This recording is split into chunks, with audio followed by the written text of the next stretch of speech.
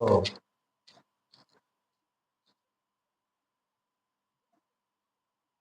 ఆయన క్రీస్తులోనికి చేర్చబడిన తర్వాత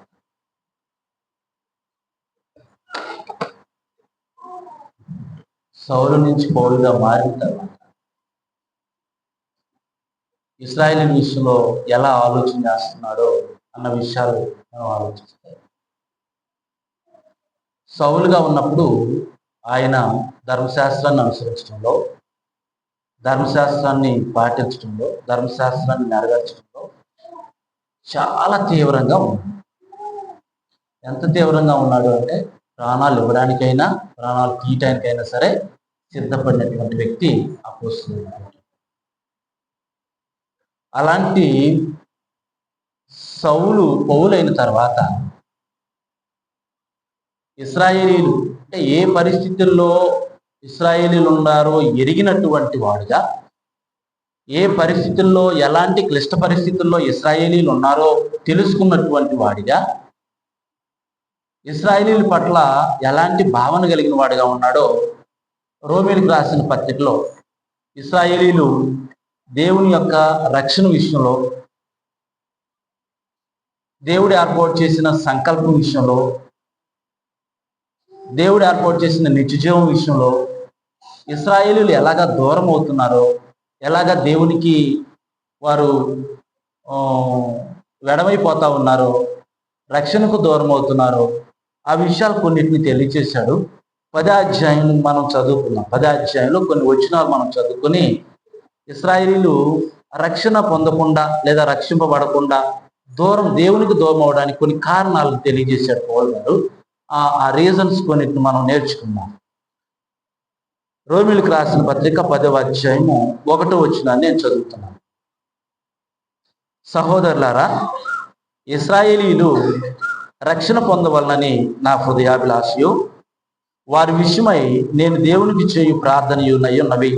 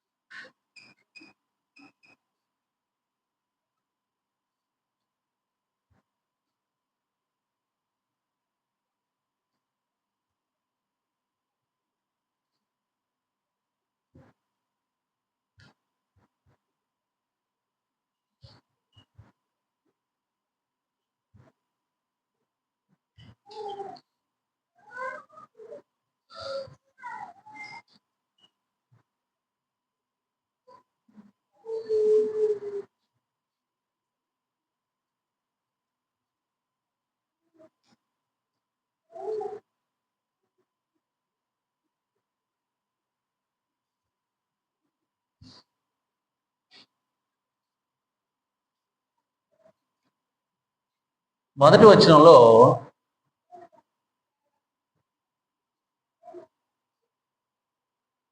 పౌలు యొక్క అభిలాష, కోరిక ఏంటి? పౌలు అభిలాష దేని విషయంలో పౌలు కోరిక కలిగిన వాడిగా ఉన్నాడు? ఎందుకు ఆయన అభిలాషను కలిగిన వాడుగా, తీవ్రత కలిగిన వాడుగా, ఆసక్తి కలిగిన వాడిగా ఎందుకున్నాడు అపోస్తలుడైన పౌలు అంటే, ఇశ్రాయేలీలు రక్షణ పొందాలి. ఎందుకు ఇశ్రాయేలీలు రక్షణ పొందాలి? వాళ్ళు దేవుని ప్రజలు, ఎంతో కాలం నుంచి దేవుని నమ్మినటువంటి వారు, దేవుని యందు భయభక్తులు కలిగి దేవుని ఆరాధన చేస్తున్నటువంటి ప్రజలు. కాబట్టి వారు రక్షణ పొందటం అనేటువంటి విషయానికి వచ్చేసరికి వారు దేవుని నమ్మినటువంటి వారు అనుసరిస్తున్నటువంటి విధానాలు వేరుగా ఉన్నాయి. కాబట్టి వాళ్ళు రక్షణలో ఉన్నాము అని అనుకుంటున్నారు.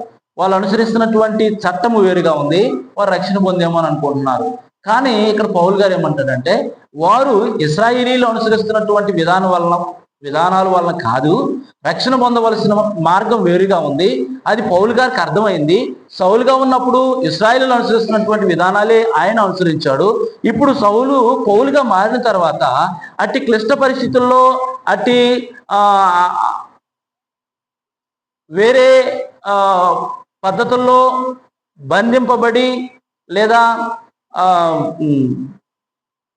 చిక్కుకుపోయినటువంటి ఆ ఇశ్రాయేలీల యొక్క ఆత్మలను రక్షణలోనికి నడిపించడానికి చాలా కష్టపడుతున్నారు. వారి మనసులు, వారి ఆలోచనలు, వారి భక్తి విధానాలు, వారి పద్ధతులు అవన్నీ మార్చుకొని క్రీస్తు యొక్క రక్తంలో కడుగుబడి రక్షణ పొందేటువంటి ఆ మార్గంలోనికి వాళ్ళు రావడానికి అపోస్తలుడైన పౌలు పడుతున్నటువంటి పాట్లు అన్నీ ఇన్ని కావు ప్రియ సహోదరి సహోదరు. ఆ విషయాలను కొన్ని మనం ఆలోచన చేస్తాం.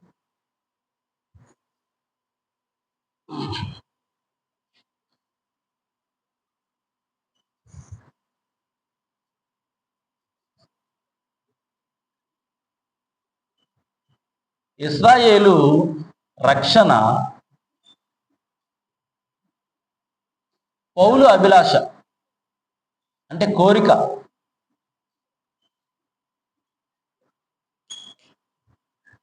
పౌలు ఇశ్రాయేలీల యొక్క రక్షణ విషయంలో అభిలాష కలిగిన వాడిగా ఉండి, కోరిక కలిగిన వాడిగా ఉండి అలా ఉండిపోయాడా? ఏమైనా పని చేస్తున్నాడా? ఇశ్రాయేలు రక్షణ పొందాలనే అభిలాష, ఆశ, తీవ్రత పౌల్లో ఉంది. ఇశ్రాయేలీలు ఎలా నష్టపోయారు, ఏ విషయంలో వాళ్ళు దేవుని సన్నిధికి రాలేకపోతున్నారు, ఆ వేదన పౌల్లో ఉంది, ఆ కష్టం, ఆ శ్రమ పౌల్లో ఉంది. అప్పుడు పౌలు ఏం చేస్తున్నాడు అని అంటే, ఆ అభిలాష కలిగిన వాడై ఏం చేస్తున్నాడు? దేవునికి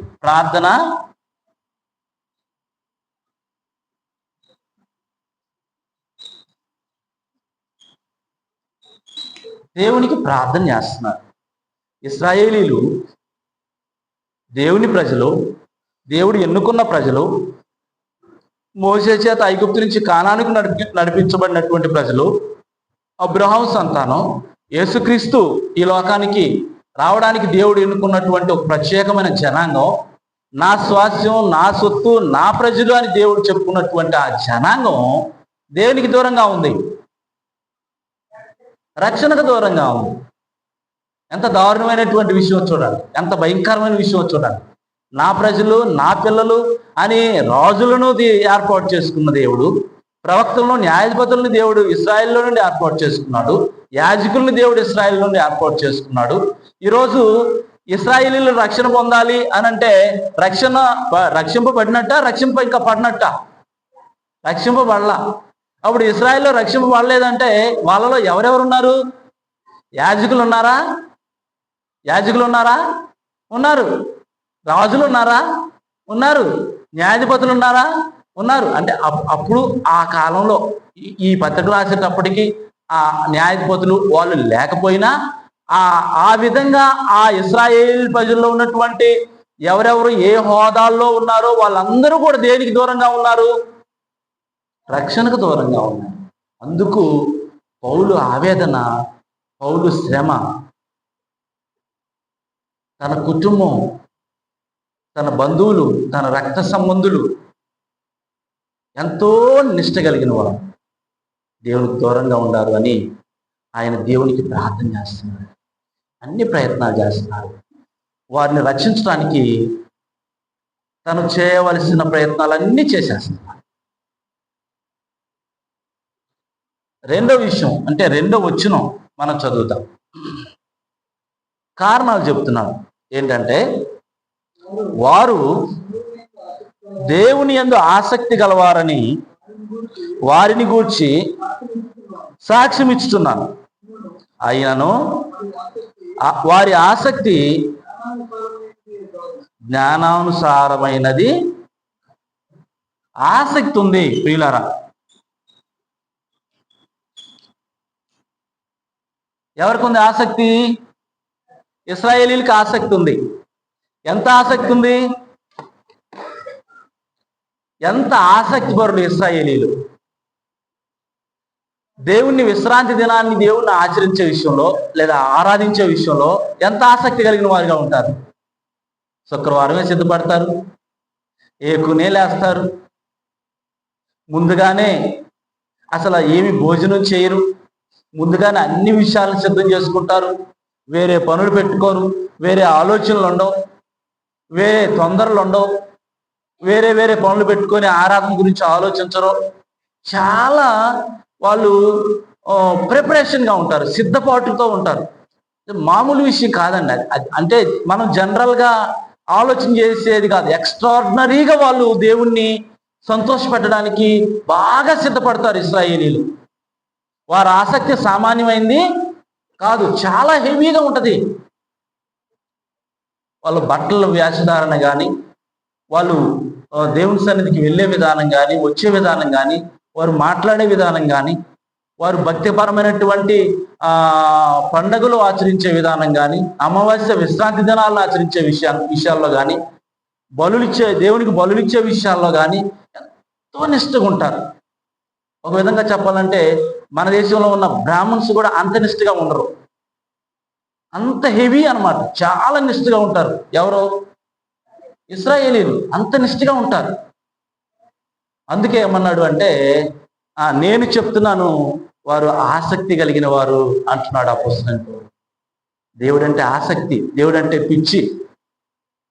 ఎంత ఆసక్తి అంటే దేవుని కోసం, ఇందాక చెప్పాను కదా పౌలు గారి విషయంలో, దేవుడు అంటే దేవుని కోసం అవసరమైతే ఒకరిని ప్రాణం పోస్తారు, లేదంటే అవసరమైతే ప్రాణం ఇస్తారు. పోయటం అంటే కాదేమో, ప్రాణం ఇస్తారు లేదంటే ప్రాణం తీస్తారు. అంటే అంత అంత పిచ్చి కలిగినటువంటి వారు ఇశ్రాయేలీలు. ఏమైనా అర్థమైందమ్మా? ఇశ్రాయేలీలు ఎంత ఆసక్తి కలిగిన వారు ఏమైనా అర్థమైందా? ఎంత తీవ్రత కలిగిన వారు ఏమైనా అర్థమైందా? అంటే ఆ ఆసక్తి అంత గొప్పది. ఇశ్రాయేలీల యొక్క ఆసక్తి దేవుడు అంటే అస్సలు దేవునికి విరుద్ధంగా అసలు ఏ విషయాల్లోనూ వాళ్ళు వ్యవహరించరు. అంత ప్రేమ కలిగిన వారు దేవుడు అంటే, అంత నిష్ఠ కలిగిన వారు, భక్తి కలిగిన వారు ఇశ్రాయేలీలు.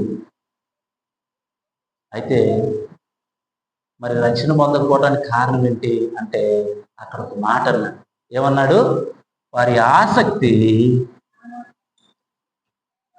జ్ఞానానుసారమైనది కాదు.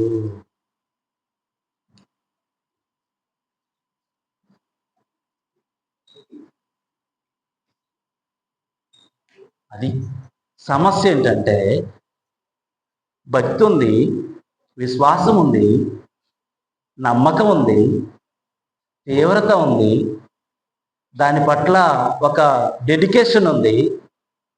కానీ వారు అనుకుంటున్నటువంటి ఆ భక్తి ఏదైతే ఉందో, వారు అనుకుంటున్న మార్గం ఏదైతే ఉందో, అది జ్ఞానానుసారమైనది కాదు. అది పౌలు యొక్క ఆవేదన, బాధ, ఆ శ్రమ, మంట. చాలా కష్టపడి ఆసక్తి కలిగి ఉన్నారు కదా. యాజకులు చేసే పని సామాన్యమైంది కాదు. బలులిచ్చి వాళ్ళు పరిశుద్ధపరుచుకొని ఇశ్రాయేలీయుల కొరకు బలులు ఇవ్వడం అనేది చిన్న విషయం కాదు. పండగలు, అమావాస్య విశ్రాంతి దినాలని ఆచరించడంలో ఎంతో నిష్ఠగా, పరిశుద్ధంగా, పవిత్రమైనటువంటి హృదయాలతో, మనసులతో ఆ దేవుని సన్నిధికి వెళ్ళడము సామాన్యమైన విషయం కాదు. అంత ఆసక్తి కలిగినటువంటి ఇశ్రాయేలీలు, అంత ప్రేమ కలిగిన ఇశ్రాయేలీలు దేవుని రక్షణ పొందలేకపోతున్నారు. అదే నా బాధ. ఇశ్రాయేలు రక్షణ అంత ఆసక్తి కలిగిన ఇశ్రాయేలీలు రక్షణ పొందలేకపోవడానికి గల కారణం ఏంటి? ఇక్కడ గౌతమ్ నీ పేరు ఈ రోజు నుంచి గౌతమ్ అంటే నువ్వు బలకబాకం, అక్క బలక. ఎంత ఆసక్తి కలిగి, ఎంత భక్తి కలిగి, ఎంత విశ్వాసం ఉండి, ఎంత నమ్మకం ఉండి, కొన్ని వందల సంవత్సరాల, వేల సంవత్సరాల చరిత్ర కలిగిన, దేవుని నమ్మిన చరిత్ర కలిగిన ఇశ్రాయేలీలు రక్షణ పొందలేకపోతున్నారట. కారణం ఏంటి? ఆల్రెడీ చెప్పేసింది కదా. ఏంటి కారణం? గట్టిగా చెప్పాలి పూర్ణ. వారి ఆసక్తి జ్ఞానానుసారమైనది సరైన విధంగా లేదు.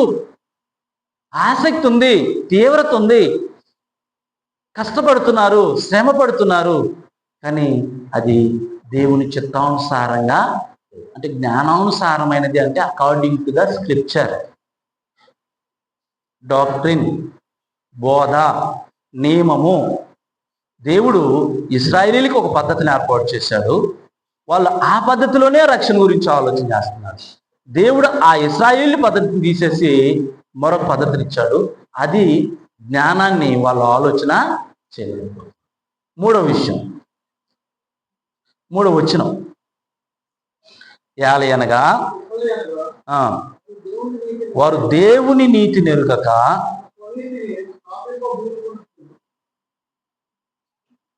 నీతి ఉంది. ఏ నీతి ఉంది? స్వనీతిని స్థాపిస్తున్నారు. ఏ నీతిని వదిలిపెట్టేశారు? దేవుని నీతిని వదిలేసేసారు.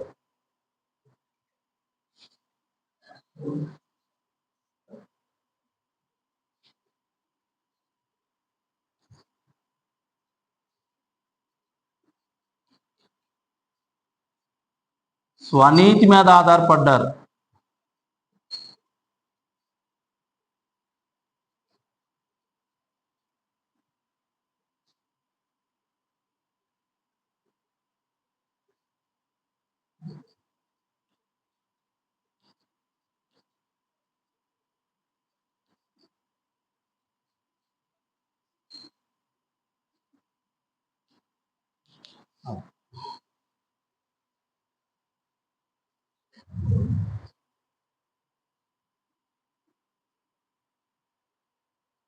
నీతి, దేవుని నీతి వారి నియమాలకు, వారి ధర్మశాస్త్రానికి, వారి చట్టానికి వేరుగా ఉంది. దేవుని ప్రణాళిక వేరుగా ఉంది. దేవుని సంకల్పము వేరుగా ఉంది. దేవుని ఉద్దేశము వేరుగా ఉంది. కానీ వీళ్ళు ఏం చేస్తున్నారు? తమ స్వనీతిని, అంటే ఏంటి స్వనీతి? వారి ఆచార వ్యవహారాలు.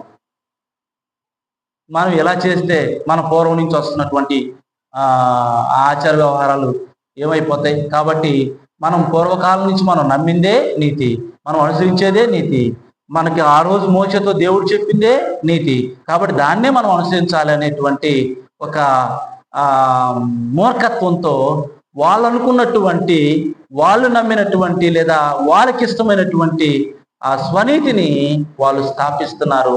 యాజకులైతేనేమి, అక్కడ ఉన్నటువంటి పెద్దలైతేనేమి, అక్కడ ఉన్న చాలా మంది చూడండి, యేసుక్రీస్తు వారు వచ్చినప్పుడు కూడా కొంతమంది భయపడ్డారు. ఆయన రాజ్యాన్ని అంగీకరించిన ఒనేసిం లాంటి వాళ్ళు, కొంతమంది నికోదేమి లాంటి వాళ్ళు, కొంతమంది ఏం చేశారు అని అంటే ప్రభు ఎదుటికి వచ్చి యాక్సెప్ట్ చేయడానికి, ఆయన రాజ్యాన్ని, ఆయన పరిపాలనని అంగీకరించడానికి భయపడ్డారు.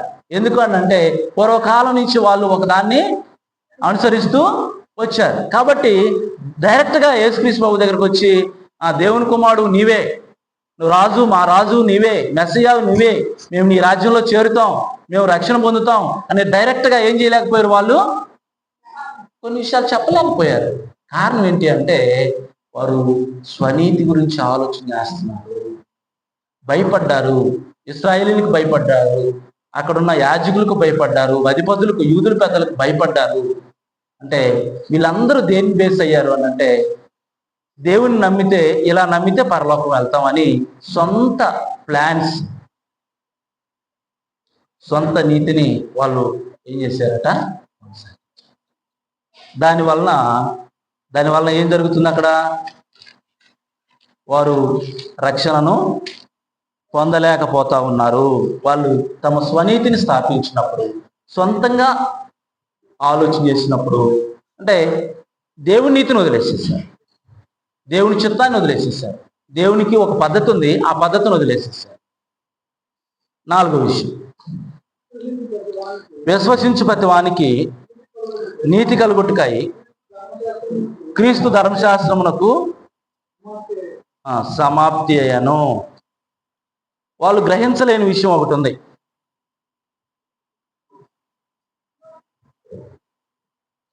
క్రీస్తు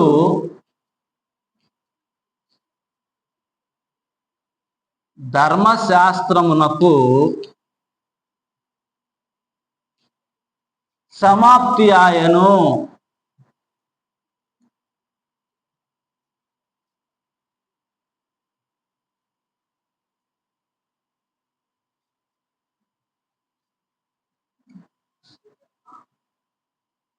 అని గ్రహించకపోవడం.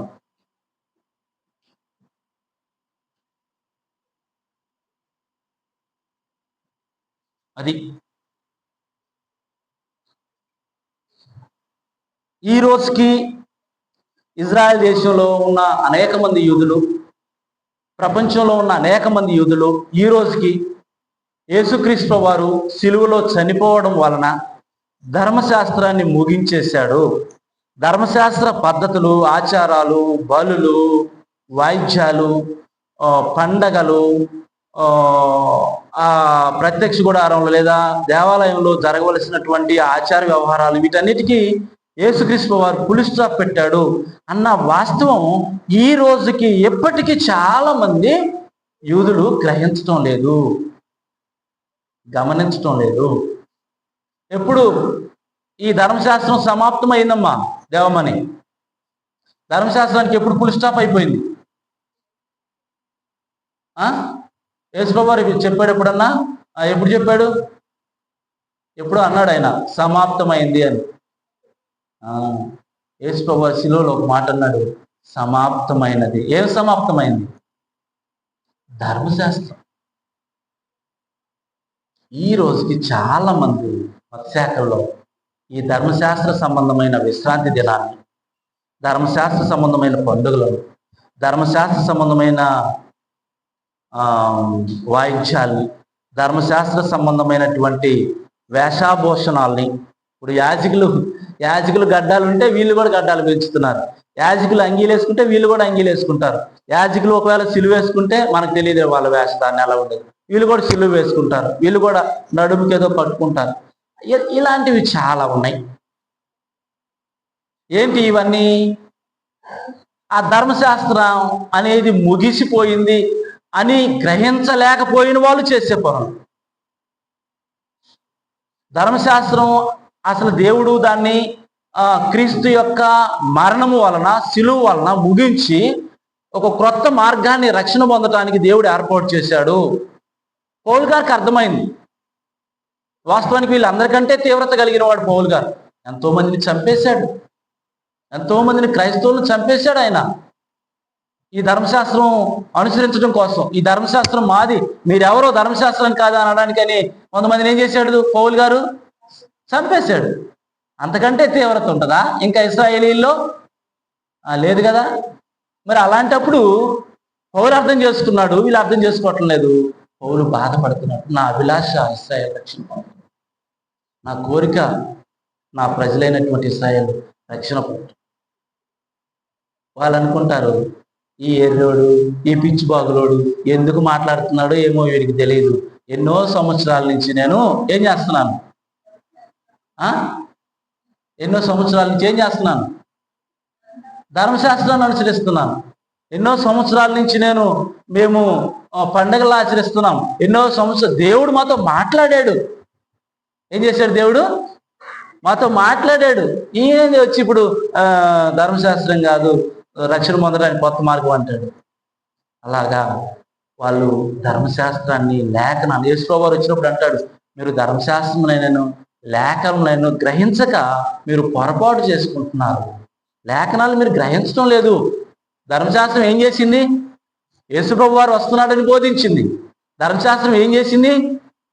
రక్షణ రాబోతుంది, రాజ్యం రాబోతుందని ప్రకటించింది. రాజ్యాన్ని గురించి ప్రవచించారా? యెషయా ప్రవచించాడా? దానియేలు ప్రవచించాడా? మీకా యేసుప్రభువు వారి గురించి ప్రవచించాడా?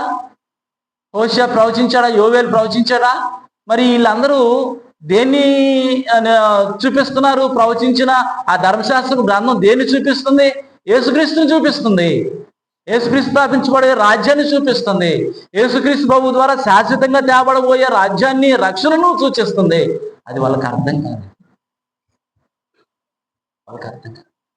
అలా వారు ధర్మశాస్త్రంలోనే ఉండిపోవటం వల్ల రక్షణ పొందలేకపోయారు.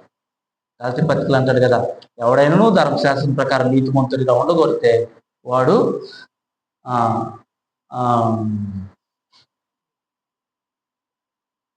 క్రీస్తులో నుంచి తొలగిపోయాడు, కృపలో నుంచి తొలగిపోయాడు. ధర్మశాస్త్ర క్రియల వల్ల నీతిమంతులుగా తీర్చబోరు వారు క్రీస్తులో నుంచి తొలగిపోయారు.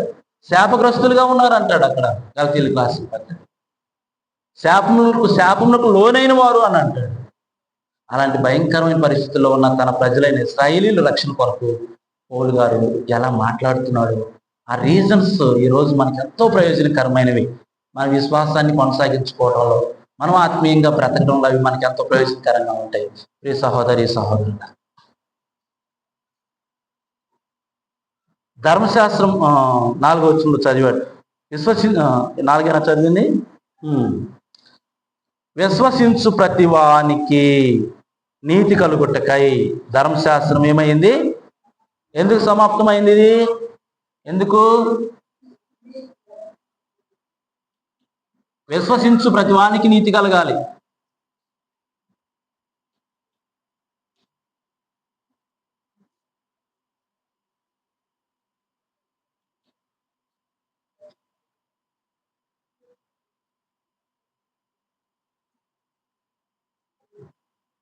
ప్రతి వానికి, విశ్వసించు ప్రతి వానికి అంటే, విశ్వసించు ప్రతి వానికి అంటే ఏంటి? ఇక్కడ విశ్వసించు ప్రతి వానికి అంటే ఇశ్రాయేలీయులు దేవుని విశ్వసించారు. ఇప్పుడు ఇంక విశ్వసించిన వాళ్ళు ఎవరన్నా ఉన్నారా అంటే అన్యులు ఉన్నారు కదా. ఇప్పుడు ఈ విశ్వాసం ఇశ్రాయేలు విశ్వసించిందా? కాదు. ఇశ్రాయేలీయులు కానీ అన్యులు కానీ ఎవరైనా సరే ఇప్పుడు ఈ విషయంలో దేవుడు జ్ఞానానుసారంగా దేవుడు ఏర్పాటు చేసిన క్రొత్త నిబంధన చట్ట ప్రకారం ప్రభు యొక్క సిలువను విశ్వసించటం ద్వారా, ప్రభు యొక్క రక్తాన్ని విశ్వసించటం ద్వారాగా ఎవరైతే విశ్వసిస్తారో, యూదుడని గ్రీస్ దేశస్తుడని భేదాలు లేవు, ఎవరైనా సరే విశ్వసిస్తే ఏమవుతుంది? వాళ్ళకి నీతి కలుగుతుంది. విశ్వసించు ప్రతివానికి నీతి కలుగుతుంది. అది అంతకుముందు ధర్మశాస్త్రం ఎవరికి మాత్రమే ఇవ్వబడింది? ఇశ్రాయేలుకి మాత్రమే ఇవ్వబడింది. అంతకుముందు యాజకులు ఎవరు మాత్రమే పనిచేసేవాళ్ళు? ఇశ్రాయేలు మాత్రమే పనిచేసేవాళ్ళు. అంతకుముందు ప్రవక్తలు కానీ రాజులు కానీ ఎవరు మాత్రమే ఉండేవాళ్ళు? ఇశ్రాయేలు మాత్రమే ఉండేవాళ్ళు. ఈరోజు అంటే ఎందుకు ఈ విషయాలు చెప్తున్నానంటే, యూదుడని గ్రీసు దేశస్తుడని భేదం లేదు. ఎవరైతే విశ్వసిస్తారో, ఎవరైతే క్రీస్తుని విశ్వసిస్తారో, ఆయన రక్తమునందు విశ్వాసం కలిగిన వారుగా ఉంటారో రక్షణ పొందుతారు. వారు రక్షణ పొందుతారు. కాబట్టి ఇక ఇశ్రాయేలీలు, గ్రీకులు, రోమీలు, లేకపోతే హెబ్రీలు, లేకపోతే ఇంకా కనానీలు, పెరిజీలు అనే భేదం లేదు. విశ్వసించి ప్రతివానికి నీతి కలగడానికి ఏం చేశాడు? యేసుక్రీస్తు ధర్మశాస్త్రానికి సమాప్తి. ఒక ధర్మశాస్త్రం అమల్లో ఉంటే అన్యులకి సంబంధము, దేవునితో సంబంధము ఉండదు కదా. ఎఫెసీ పత్రికలో అదే చెప్తాడు కదా, మీరు పరజనులు, నిబంధన లేని వారు అని చెప్పాడు కదా. కాబట్టి విశ్వసించి ప్రతివానికి నీతి కలగడానికి ఆయన ధర్మశాస్త్రానికి సమాప్తి అయ్యాడు. కాబట్టి ఇశ్రాయేలీయులు ఆయన ధర్మశాస్త్రానికి సమాప్తి అయి ఉన్నాడన్న విషయాన్ని గ్రహించకపోవడం వల్ల రక్షణ పొందలేని ఘోరమైన పరిస్థితుల్లో ఉన్నారు. వాళ్ళు రక్షణ పొందలేకపోతా ఉన్నారు, దేవుళ్ళలోనికి రాలేకపోతా ఉన్నారు, దేవుని రాజ్యంలోనికి రాలేకపోతా ఉన్నారు. 5వ వచనం, ధర్మశాస్త్రం మూలమగు నీతిని నెరవేర్చువాడు దాని వలననే జీవించునని మోషే రాయించున్నాడు. అంటే చెప్తున్నాడు ఇక్కడ. ఏం చెప్తున్నాడు? ఒకవేళ ఒక వ్యక్తి ధర్మశాస్త్రాన్ని అనుసరిస్తే దాని ప్రకారమే జీవిస్తాడు, దాని ప్రకారమే బ్రతుకుతాడు, దాని ప్రకారమే వచ్చే మేలు పొందుతాడు. కొత్త నిబంధన అనుసరిస్తే కొత్త నిబంధన ప్రకారం పొందే మేలులన్నీ పొందుతాడు. ఇప్పుడు దేవుడి సంకల్పం ధర్మశాస్త్రంలో ఉందా, కొత్త నిబంధనలో ఉందా? కొత్త నిబంధనలో ఉంది. ఇప్పుడు నువ్వు ధర్మశాస్త్రంలో ఉన్నావంటే ధర్మశాస్త్రం ప్రకారమే ఉంటావు. యేసుక్రీస్తు ప్రభువు రాకమునుపు నువ్వు ధర్మశాస్త్రంలో ఉండి ధర్మశాస్త్ర సంబంధమైనటువంటి ఆచారాలు నువ్వు అనుసరించినప్పుడు దాని ప్రకారమే నువ్వు నిత్య జీవం విషయంలో నువ్వు తీర్పు పొందుతావు. యేసు ప్రభువు వచ్చిన తర్వాత కూడా నేను ధర్మశాస్త్రంలోనే ఉంటానంటే అందుకని ధర్మశాస్త్రంలోనూ ధర్మశాస్త్రం ప్రకారం జీవిస్తావు, ధర్మశాస్త్రం ప్రకారం బ్రతుకుతావు. ధర్మశాస్త్రం యొక్క నియమాలు నిన్ను బ్రతికిస్తాయి, ధర్మశాస్త్ర పద్ధతులు నిన్ను జీవింపచేస్తాయి. కాబట్టి ధర్మశాస్త్రమును అనుసరించువారు, ధర్మశాస్త్రం మూలమగు నీతిని నెరవేర్చువాడు దాని వల్లనే జీవిస్తాడని మోషే వ్రాశాడు. అయితే అయితే విశ్వాస మూలమగు నీతి ఎలాగు చెప్పుచున్నది. అది అమ్మా, అర్థమవుతుందా? అర్థమవుతుందమ్మా? ఇశ్రాయేలీలు రక్షణ పొందలేకపోవడానికి గల కారణం ఏంటో మనం ఆలోచన చేస్తా ఉన్నాం. ఎందుకు ఇశ్రాయేలీలు రక్షణ పొందలేకపోతా ఉన్నారు అన్న విషయాన్ని, దేవుడు కోరుకున్నటువంటి ఆ ప్రణాళికలోనికి వాళ్ళు ఎందుకు అడుగు వేయలేకపోతా ఉన్నారు? జగత్ పునాది వేయబడక మునుపు దేవుడు చేసిన ఆ సంకల్పంలోకి మధ్యలో పొందిన ఈ ధర్మశాస్త్రంలో నుంచి వాళ్ళు బయటకు ఎందుకు రాలేకపోతా ఉన్నారు అంటే, వారు ఆసక్తి కలిగి ఉన్నారు కానీ అది జ్ఞానానుసారంగా ఆలోచించటం లేదు. వారు నీతి కలిగి ఉన్నారు కానీ దేవుని నీతిని ఆలోచించడం లేదు, స్వనీతిని ఆలోచిస్తారు. అలాగే యేసుక్రీస్తు వారు ఈ లోకానికి రావడం వలన దేవుడు ధర్మశాస్త్రాన్ని ముగిస్తే అది వాళ్ళకి అర్థం కాక ఇంకా ధర్మశాస్త్ర సంబంధమైనవే మాకు బ్రతుకునిస్తాయి, ధర్మశాస్త్ర సంబంధమైనవే జీవితాన్ని ఇస్తాయని దాంట్లోనే వాళ్ళు కొనసాగుతున్నారు. అయితే నీతి ఏం చెప్తుంది అని అన్నాడు. నీతి ఏం చెప్తుందంట, అయితే విశ్వాస మూలము నీతి ఎలాగూ చెప్తున్నది.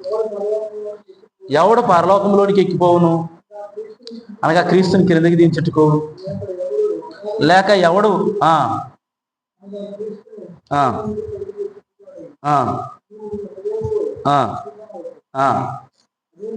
అదేమని చెప్పుచున్నది వాక్యము. ఒక్క నిమిషం, 6-7 వచనాల్లో మనం చూసినప్పుడు దేవుణ్ణి ప్రకటిస్తే, క్రీస్తును ప్రకటిస్తే, క్రీస్తును బోధిస్తే, క్రీస్తు గురించి వివరిస్తే వాళ్ళు ఆలోచన విధానాలు ఎలా ఉన్నాయంటే, ఇశ్రాయేలీయుల యొక్క ఆలోచన విధానాలు, పరలోకానికి ఎవడు వెళ్తాడు యేసు వారిని తీసుకురావడానికి, పాతాళంలోకి ఎవరు వెళ్తారు ఆయన పైకి తీసుకొని రావడానికి, ఆయన వచ్చి మాకు ఎప్పుడు రక్షణ ఇస్తాడు, ఈయన వచ్చి మాకు ఎప్పుడు రక్షణ ఇస్తాడు,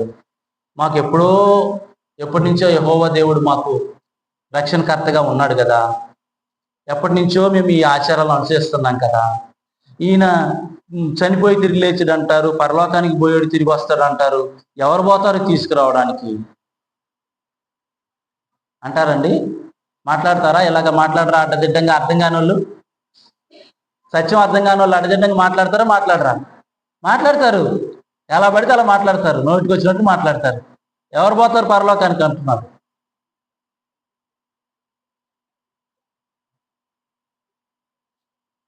ఒక్కొక్కసారి అంత ఎక్స్ అయిపోయారు ఇశ్రాయేలీలు. వాళ్ళకి పౌలు గారు సత్యం చెప్తా ఉంటే ఆ సత్యం విని పోవయ్యా ఆయన ఎవరు తీసుకొస్తారు పరలోకం నుంచి, పో అవతలకు పో అన్నాశారనమాట.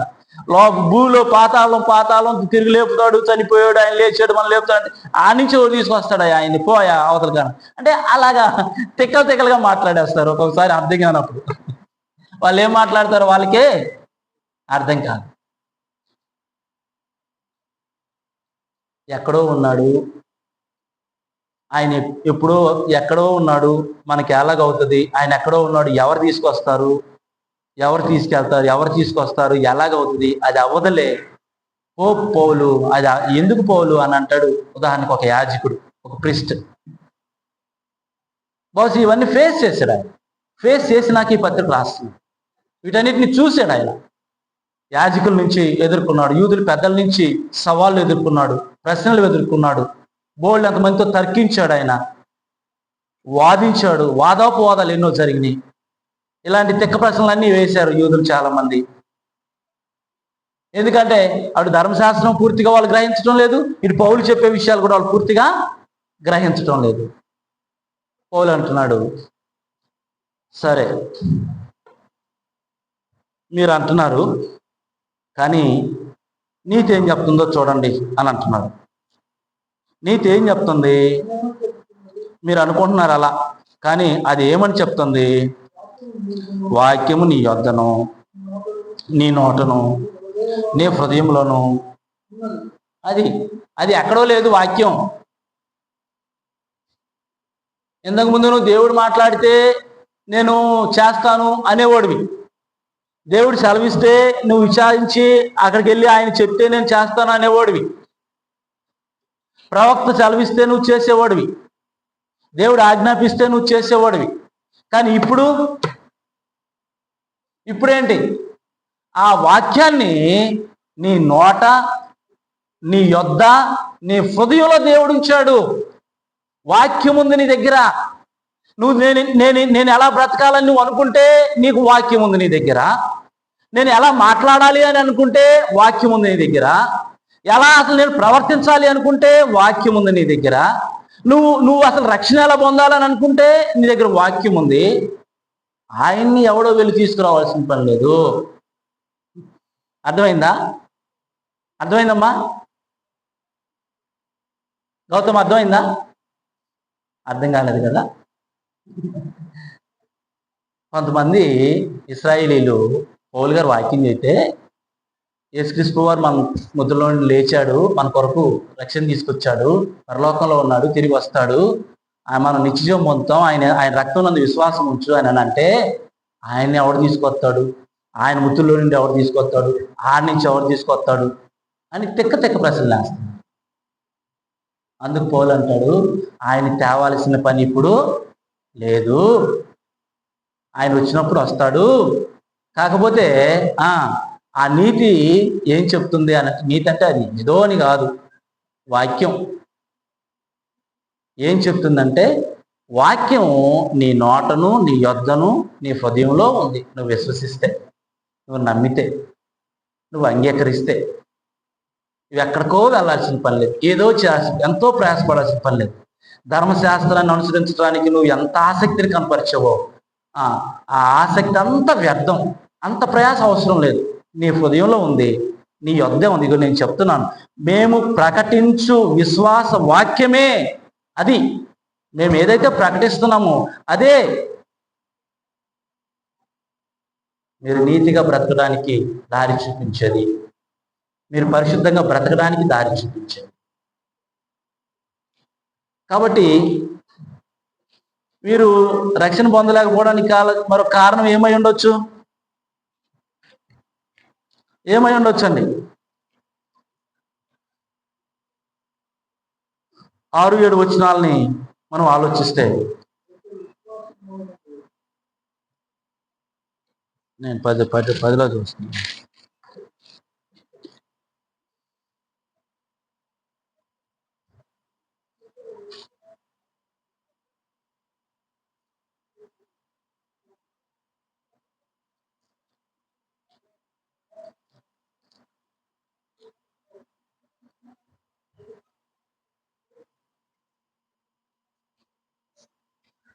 ధర్మశాస్త్రమునకు వేరుగా రక్షణ ఉంది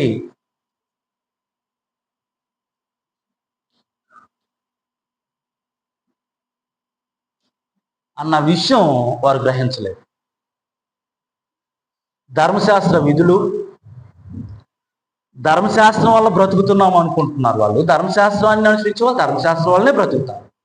కానీ నీతి ఏంటి అంటే, వాక్యము నీ నోటే ఉంది, వాక్యము నీ యొద్ద ఉంది,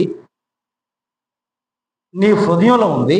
దాన్ని నువ్వు సరిగ్గా విశ్వసిస్తే, సరిగ్గా దాన్ని రిసీవ్ చేసుకుంటే ఖచ్చితంగా నువ్వు రక్షణ పొందడానికి అవకాశము. కాబట్టి ధర్మశాస్త్రానికి వేరుగా దేవుని నీతి ఉంది, ధర్మశాస్త్రానికి వేరుగా దేవుని రక్షణ ఉంది, ధర్మశాస్త్రానికి వేరుగా దేవుని ప్రణాళిక ఉంది అన్న విషయాన్ని ఏం చేయలేకపోయారు? వాళ్ళు గమనించలేకపోయారు. అందువలన వారు రక్షణ పొందలేకపోతారు. అందుకంటున్నాడు 9వ వచనంలో, 9వ వచనంలో అంటున్నాడు, ఏమంటున్నాడు? యేసు ప్రభు అని నీ నోటితో ఒప్పుకొని దేవుడు మృతుల్లో నుండి ఆయన లేపినన్ని హృదయమునందు విశ్వసించని అల్లా నువ్వు ఎలా రక్షణ పొందుతావో చెప్పాడని.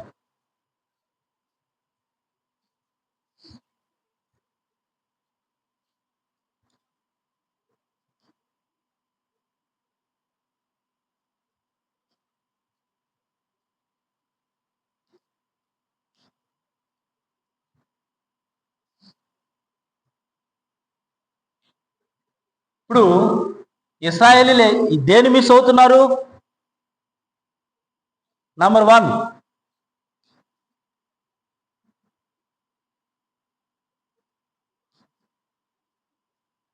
క్రీస్తును ప్రభువు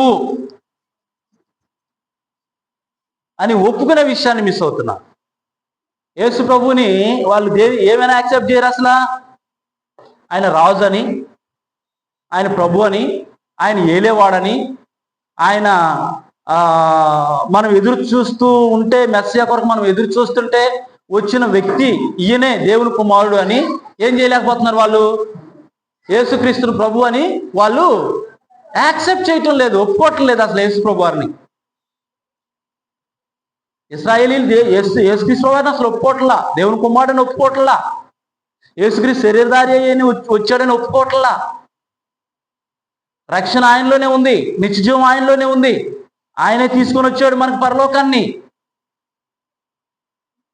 అందుకు పౌలు ఎంత సఫర్ అవుతున్నాడో, ఎంత వేదన చెందుతున్నాడో, ఎంత బాధపడుతున్నాడో, ఈ నియమాల్ని, ఈ ట్రిక్స్ని, లాజిక్స్ని వాళ్ళు గుర్తించలేకపోవడం వల్ల పౌలు వేదన అంతా ఎంత కాదు, పత్రికలు రాసేస్తా ఉన్నాడు, పత్రికలు రాసేస్తా ఉన్నాడు పౌలు గారు.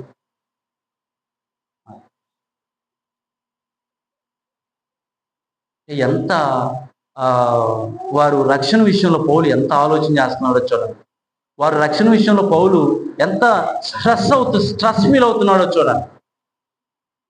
ఫైనాన్షియల్ థింగ్స్ కాదు, ఫ్యామిలీ ప్రాబ్లమ్స్ కాదు,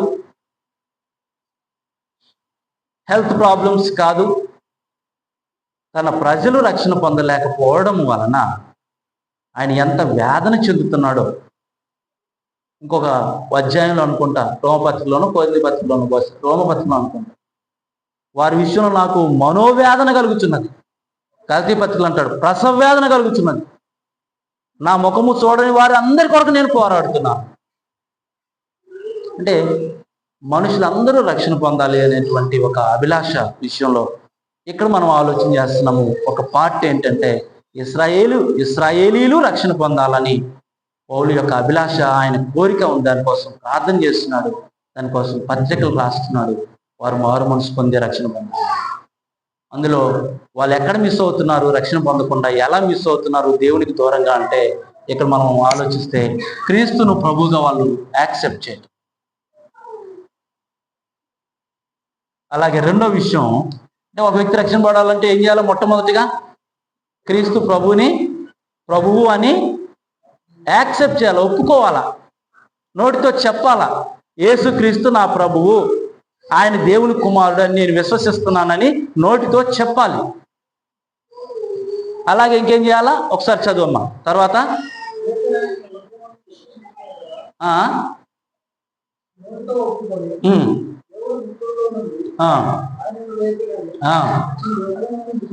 ఒప్పుకొని హృదయం నందు విశ్వసించాలి.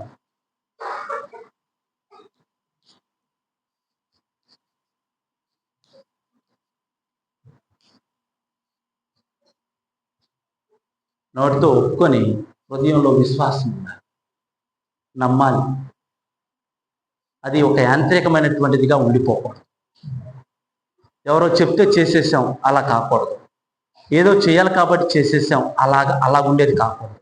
హృదయంలో అర్థమై ఎంజాయ్ చేస్తూ ఆనందిస్తూ, బాగా మంచి భోజనం తినేటప్పుడు ఎంత హాయిగా ఆస్వాదిస్తూ తింటాము, మంచి బట్టలు వేసుకున్నప్పుడు ఎంత ఆనందంగా ఆస్వాదిస్తాం, ఒక మంచి ఇల్లు కట్టుకున్నాం, ఆ ఇంట్లో నివాసం ఉండేటప్పుడు ఎంత ఆరాంగా, ఆహా ఎంత బాగుంది.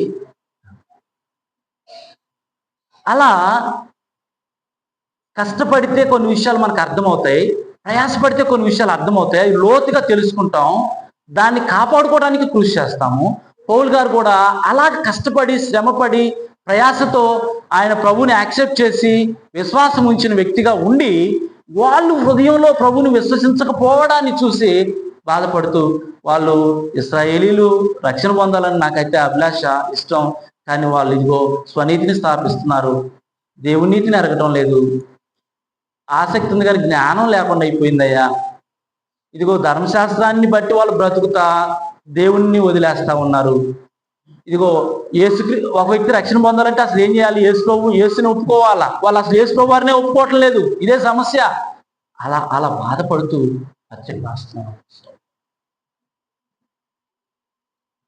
అలా బాధపడుతూ ఈ పత్రిక రాస్తాడు. హృదయంలో విశ్వాసం క్రీస్తు ప్రభునందు రావాలి. యేసుక్రీస్తుని ప్రభువుగా వాళ్ళు యాక్సెప్ట్ చేయాలి. అది ఇశ్రాయేలీల్లో జరగాలి. కానీ ఇశ్రాయేలీల దేవుని ప్రజలు, దేవుని పిల్లలు, ఆయన సొత్తు, ఆయన ప్రజలు, ఆయన జనాంగం. కానీ వాళ్ళు యాక్సెప్ట్ చేయాలి. తర్వాత చదువుమా.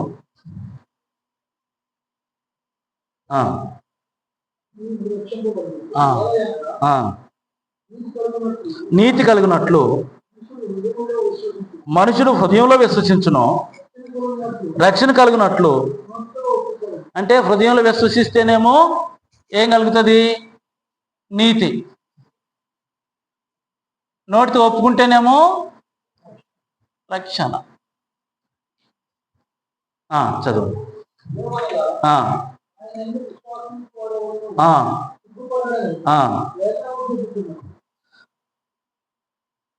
ధర్మశాస్త్రాన్ని అనుసరిస్తూ, ధర్మశాస్త్ర సంబంధమైన ఆచారాలను అనుసరిస్తూ, ధర్మశాస్త్రంలో బ్రతుకుతూ,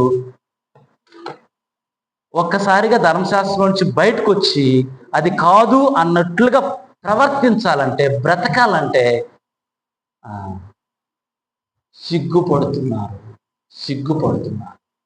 మనకు సిగ్గేస్తుందా? కొన్ని సందర్భాల్లో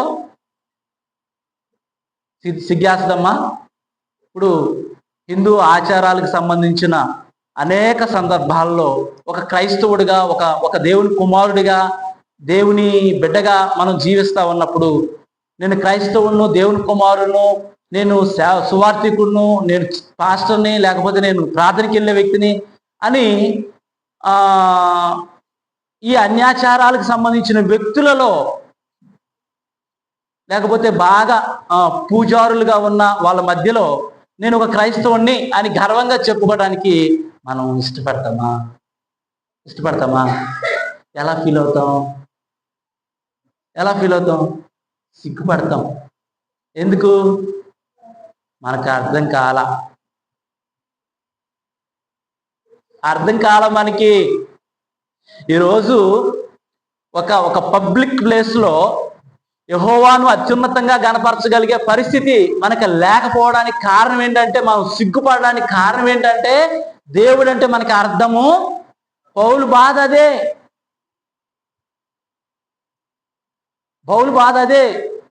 ఏమంటున్నాడు? ఎన్నో వచనం చదివమ్మా? 10వ వచనమా? 11వ వచనంలో ఏమనగా, ఆయన యందు విశ్వాసం ఉంచువాడు ఎవడును. వాళ్ళు సిగ్గుపడుతున్నారు.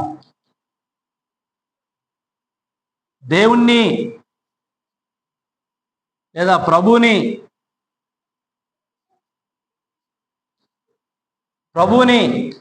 విశ్వసించుటకు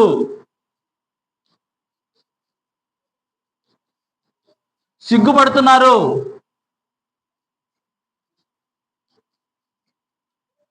సిగ్గుపడటం వల్ల ఏం జరుగుతుందమ్మా సంధ్య? సిగ్గుపడటం వల్ల ఏం జరిగింది ఇక్కడ? వాళ్ళు ప్రభుని విశ్వసించడానికి సిగ్గుపడ్డారు కదా. సిగ్గుపడటం వల్ల వచ్చిన నష్టం ఏంటి? లక్ష్మి, వాళ్ళు సిగ్గుపడి ప్రభుని యాక్సెప్ట్ చేయలేకపోతున్నారు. దానివల్ల వచ్చిన నష్టం ఏంటమ్మా? చెప్పు.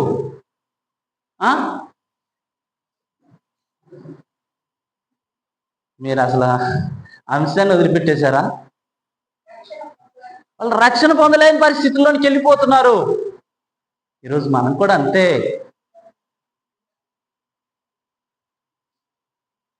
వాళ్ళు ధర్మశాస్త్రాన్ని అనుసరిస్తూ, ధర్మశాస్త్ర సంబంధమైన ఆచార వ్యవహారాల్లో నిమగ్నమైన యాజకుల ఎదుట, ప్రవక్తల ఎదుట, అనేక మంది యూదుల పెద్దల ఎదుట యేసుక్రీస్తుని ఒప్పుకోవడానికి సిగ్గుపడినటువంటి వ్యక్తి దేనికి దూరంగా ఉన్నాడు? రక్షణ దూరం. చదువు. యూదుడని గ్రీస్ దేశస్థుడని భేదం లేదు. ప్రభు అందరికి ప్రభు అయి ఉండి తనకు ప్రార్థన చేయ వారందరి ఎడల కృప చూపుటకు చాలే. ఇంతవరకు చాలు ఈరోజు.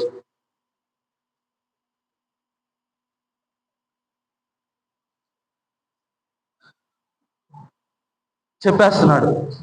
రక్షణ పొందే విషయంలో, ప్రభుని విశ్వసించే విషయంలో, ప్రభుని యాక్సెప్ట్ చేసే విషయంలో మేమే అనుకుంటున్నారేమో, మేమే యూదులమైన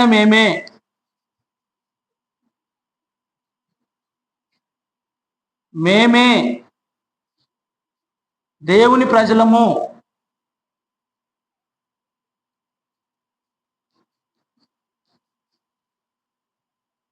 అనుకొనుట వలన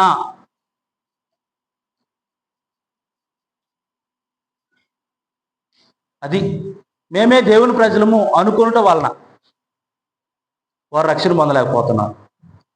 అందుకే ఏమంటున్నాడు? యూదుడని గ్రీస్ దేశస్తుడని భేదము చెప్పేస్తున్నాడు పౌలు గారు. అయ్యా,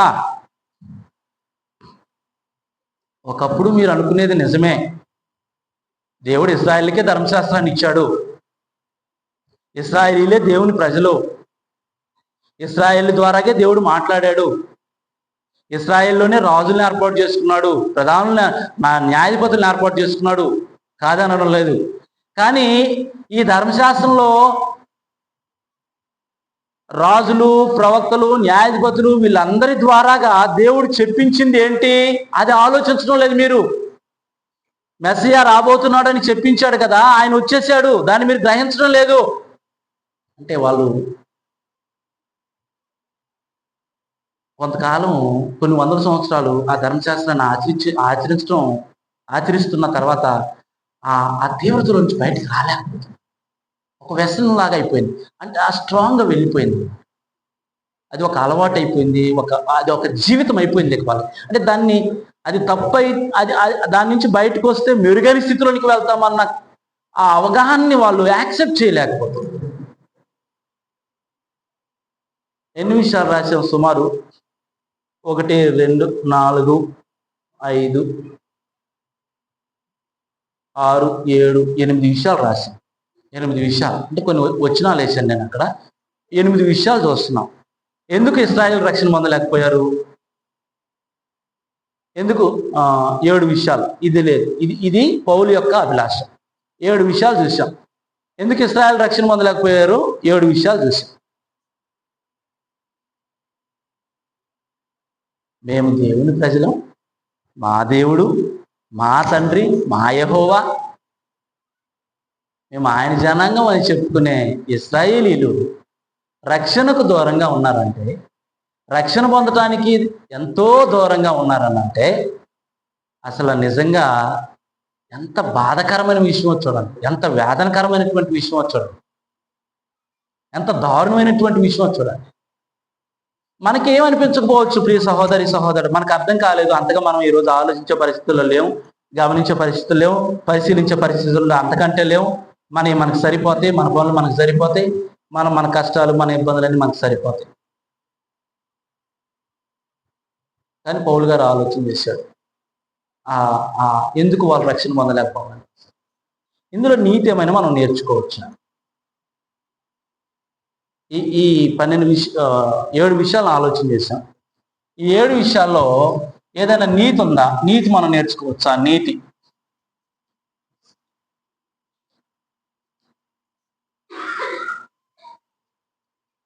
మొదటి విషయం ఏంటి? 2వ పాయింట్లో అక్కడ ఏమైనా నీతి నేర్చుకోవచ్చా మనం?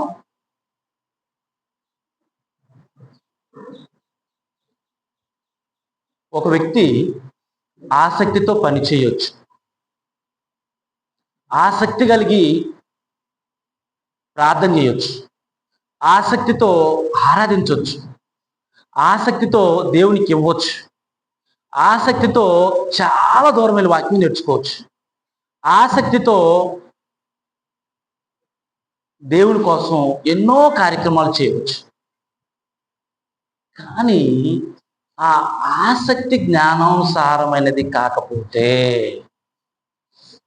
మనం ఆసక్తినే లెక్కలోకి తీసుకోవచ్చు, కానీ ఆసక్తి జ్ఞానానుసారమైనది కాకపోతే మనము రక్షణ పొందలేదు. ఎవరైనా ఒక ఉదాహరణ చెప్పండి. ఆసక్తి ఉంది కానీ జ్ఞానానుసారంగా లేదు. ఒక ఒక ఒక ఎగ్జాంపుల్ చెప్పండి. ఎవరైనా ఆసక్తి ఉంది కానీ జ్ఞానానుసారంగా లేదు. పౌలు గారి విషయంలో చెప్పాను. మన విషయంలో ఆసక్తి ఉంది కానీ జ్ఞానానుసారము అని అంటే దేవుని చిత్తానుసారంగా. ఉదాహరణకి ఆరాధన.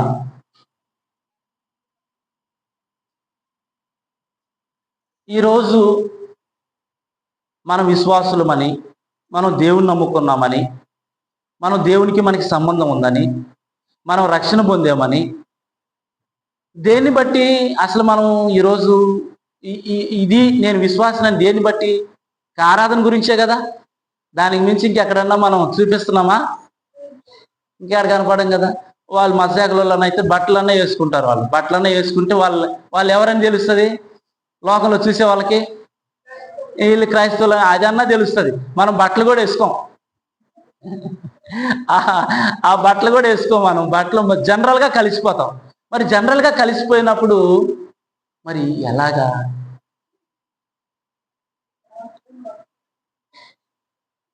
మన ఆసక్తి ఎప్పుడైనా పువ్వులాగా పనిచేసిందా? ఎంత కోరిక కలిగి ఉన్నాడు ఆయన ఇశ్రాయేలీయుల విషయంలో. ఇప్పుడు ఇక్కడ పౌలు గారికి ఎలాంటి కోరిక ఉందమ్మా? ఇక్కడ పౌలు గారి విషయంలో ఎలాంటి కోరిక ఉందమ్మా? అక్షయ సిస్టర్ గారు, పౌలు గారి కోరిక ఏం అర్థం కాలేదా ఇంతవరకు చెప్పినా కూడా? అమ్మా, పౌలు గారి యొక్క కోరిక ఏంటమ్మా లక్ష్మి? పౌలు గారి బాధ ఏంటి అసలు? అమ్మా, నా ప్రజలైన ఇశ్రాయేలీయులు రక్షణ పొందలేదు.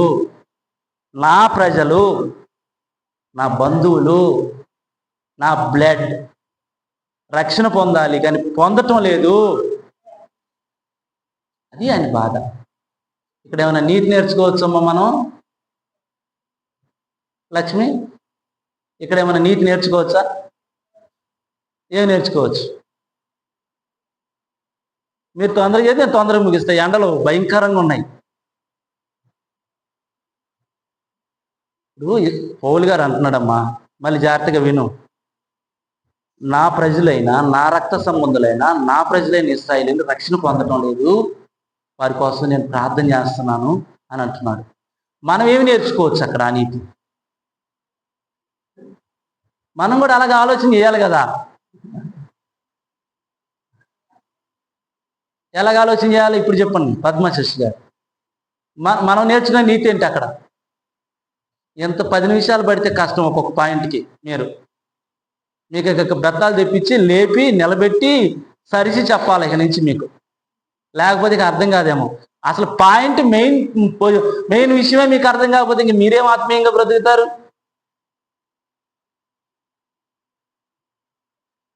మన కుటుంబాల్లో మన రక్త సంబంధులు, మన బంధువులు రక్షణ పొందలేకపోతే ఆ వేదన, ఆ శ్రమ నీకుందా? నిజంగా ఆ తీవ్రత ఉందా? కలిసిపోయేమా? లోకంతో కలిసిపోయి జనరల్గా ఉండిపోతున్నామా? పౌలు గారు మానని వేదన ఉంది నాలో అంటాడు, ప్రసవ వేదన ఉంది నాలో అంటాడు. ఆ వేదన నీ రక్త సంబంధులు రక్షణ పొందలేకపోవడం వల్ల నీకు నిజంగా ఉందా? ప్రభువుని నువ్వు ఒప్పుకున్నవాడు అయితే ఉంటుంది. ఉదయం నుండి విశ్వాసం ఇచ్చిన వ్యక్తి అయితే నీకు ఉంటుంది. ఎలా రక్షించాలి, ఎలా రక్షించాలి, ఎలా రక్షించాలి, ఎలా రక్షించాలి, ఇలాగ ఆలోచన చేస్తాం. ఇలాగ ఆలోచన చేస్తాం.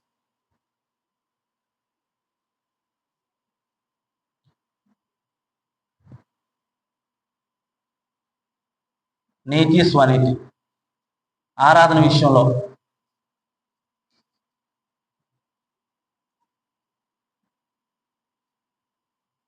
సొంత వారిని రక్షించే విషయంలో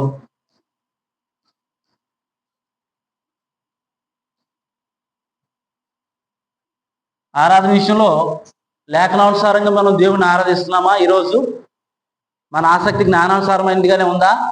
మనం చేసేది, మనం కష్టపడేది, మనం ప్రయాసపడేది దేవుని లెక్కలో చేర్చబడుతుందా? వాక్యం దాన్ని యాక్సెప్ట్ చేస్తుందా? దేవుని వాక్యం దాన్ని సపోర్ట్ చేస్తుందా? అక్కడ ఇశ్రాయేలీలు వాళ్ళకి జ్ఞానం కలిగి ఉన్నారు, దాన్ని వాక్యం సపోర్ట్ చేయటంలో. అందుకే అంటున్నాడు ఆయన, మీరు ఆసక్తి ఉంది కానీ అది జ్ఞానానుసారమైంది కాదు. మనం ఆరాధన చేస్తున్నాము కానీ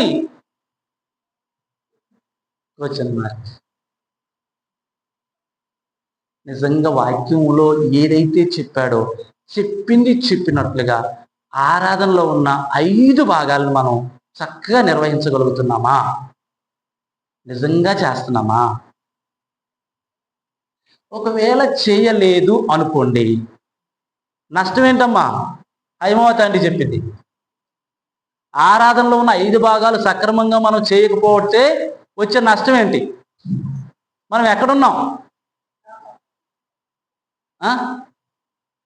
రక్షణకు వెలుపల ఉన్నాం. రక్షణ పొందలేదు. రక్షణ అలా నీటిలో ముంచబడితే సరిపోయింది అనుకోబాకండి. ఆత్మతో అని ఇంకొక మాట ఉంది చూసారా? నీటి మూలముగాను ఆత్మ మూలముగాను 2 మాటలు ఉన్నాయి, ఒక మాటే కాదు. అక్కడ నీటి మూలంగా ముంచబడినంత మాత్రాన సరిపోదు. ఆత్మ మూలంగా ఒక వ్యక్తి దేవుని చిత్తానుసారంగా ఆసక్తి కలిగిన వ్యక్తిగా బ్రతకడమే ఆత్మ మూలంగా. ఆత్మ వదిలేస్తున్నాం కదా, పట్టించుకోవటం లేదు కదా.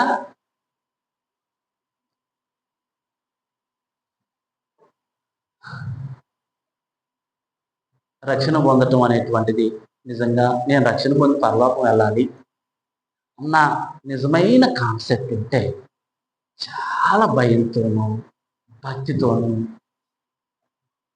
కఠినమైనటువంటి పత్యంతో ఇశ్రాయేలీలు ఉన్నారు. మనం ఆఫ్టర్ ఆల్ ఇశ్రాయేలీలు ఉన్నారు, కానీ వాళ్ళ ఆసక్తి జ్ఞానానుసారంగా. చూడండి ఎంత భయంకరమైన విషయం. ఇశ్రాయేల్ మనకంటే నిష్ఠగా ఉన్నారు ధర్మశాస్త్రాన్ని అనుసరించడంలో, కానీ జ్ఞానానుసారంగా లేరు. ఇప్పుడు మనం జ్ఞానంలోకి వచ్చేసాం. ఇశ్రాయేలీలు ఏ తప్పు చేస్తున్నారు, మనం కూడా అదే తప్పు చేస్తున్నాం. మేము క్రీస్తు సంఘం, మేమే పరలోకానికి వెళ్తాం, ఇంకే సంఘం పరలోకానికి వెళ్దు, మా సంఘమే అని బలగుద్దుతాం. మనం క్రీస్తు సంఘంలో, మేము క్రీస్తు సంఘంలో ఉన్నాం, మేము క్రీస్తు సంఘంలో బాప్టిజం పొందాం, మాది క్రీస్తు సంఘం అని బలగుద్దుతాం. కానీ మనం మేమే క్రీస్తు సంఘం, మేమే మేమే మేమే ప్రజలు, మేమే దేవుని బిడ్డలు. ఎక్కడున్నారు వీళ్ళు? ఎక్కడున్నారు? మేమే మేమే మేమే అని చెప్పేసి ఆ ఆసక్తి జ్ఞానానుసారం లేకుండా మోసం చేసుకొని మనం నశించిపోయే స్థితిలో ఉన్నామేమో. కొద్దిగా పరిశీలనగా ఆలోచన చేయండి. యేసుక్రీస్తు ప్రభువు వచ్చిన తర్వాత నువ్వు పరిశీలించేదానికి లేదు. ఈ సహోదరి సహోదరుడు, ఆలోచించండి. అశాశ్వతమైన వాటికి ప్రాముఖ్యతనిచ్చి స్వనీతిని, ఇక్కడ ఇంకో మాట ఏమన్నాడు? దేవుని నీతిని కాకుండా స్వనీతిని. స్వనీతిని అంటే సొంత నిర్ణయాలు.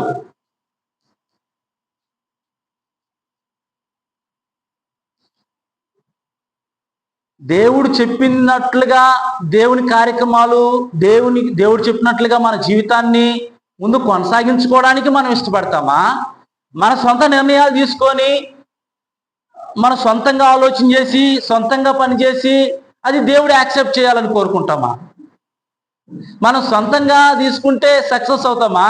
దేవుడు చెప్పినట్లుగా చేస్తే సక్సెస్ అవుతామా?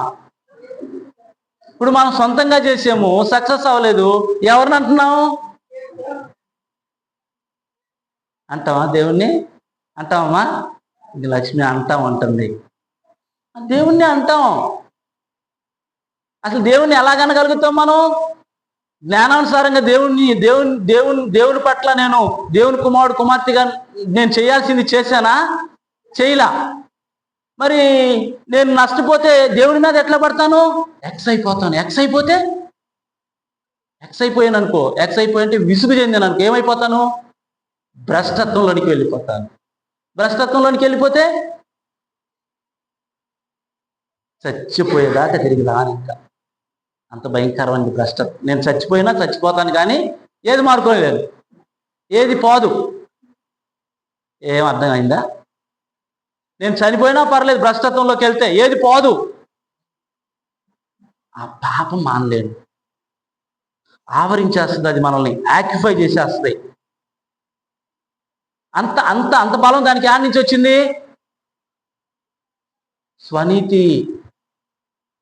నేను నేను ఒక్కోసారి అనిపిస్తుంది కదా, ఇంతకంటే చేయాలా, అంతకంటేనా, మేమేనా, లేకపోతే మేము చెప్తే అది కరెక్ట్ కాదా, వాళ్ళు చెప్తే కరెక్ట్ అయిద్దా, మేము చేస్తే కరెక్ట్ కాదా, వాళ్ళు చేస్తే కరెక్ట్ అయిద్దా, లేకపోతే మేమేనా అని మేమే అనుకునే పరిస్థితులు ఒక్కోసారి అనిపించదమ్మా? అప్పుడు ఏమైపోతుంది, ఏమవుతున్నాం మనం? ఎక్స్ అయిపోతున్నాం. ఎక్కడ మిస్ అవుతున్నాం? దేవుని నియమాలను వదిలేసి, దేవుని పద్ధతుల్ని వదిలేసి, దేవుని ప్రక్కన పెట్టేసి, మనము చేసేసి, మనము బ్రతికేసి, మనము జీవించేసేసి, మనము భ్రష్టత్వంలోనికి వెళ్ళిపోయి రక్షణకు దూరం. నీతి ఆలోచించాలంటే ఈరోజు మనం ఏదైనా చేస్తే క్రొత్త నిబంధన ప్రకారము ఉంటే అది రక్షణకు మనం దగ్గర ఉన్నట్టు. క్రొత్త నిబంధన ప్రకారం లేకపోతే మనం రక్షణకు వెలుపల ఉన్నట్టు. ఇశ్రాయేలీయులు క్రొత్త నిబంధన ప్రకారం లేరు, వాళ్ళు వెలుపల ఉన్నారు. వాళ్ళ కోసం పౌలు గారు ప్రార్థన చేస్తున్నాడు, పని చేస్తున్నాడు, పత్రికలు ఇస్తున్నాడు, సువార్త ప్రకటిస్తున్నాడు. ఈరోజు మనము మన స్వనీతిని మనం స్థాపించడానికి కృషి చేస్తున్నామా? ఎక్కువగా మనం సొంత నిర్ణయాలు తీసుకుంటామా? దేవుడు చెప్పినట్లుగా చేస్తామా?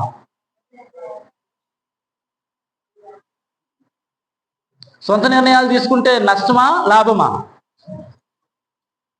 సొంత నిర్ణయాలు తీసుకుంటే నష్టమా లాభమమ్మా? సుప్రజ, నష్టమే కదా.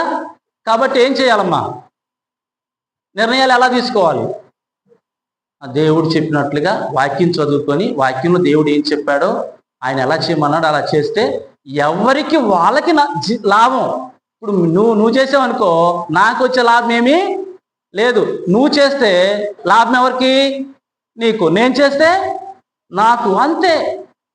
రేపు యేసుప్రభువు వస్తాడు రెండోసారి. ఇప్పుడు నేను చేయలేదు, నువ్వు చేసావు, నేను వాక్యం మాత్రమే చెప్పాను కానీ జీవించలేదు. నేను చెప్పిన మాటలు విని నువ్వు జీవించావు. యేసుప్రభువు ఎవరిని తీసుకుని వెళ్తాడు? తనతో పాటు నిన్ను తీసుకొని పోతాడు. ఇంతకాలం నుంచి వాక్యం చెప్పి నన్ను ఏం చేస్తాడు? నువ్వు చెప్పావు కానీ అదే అనమాట.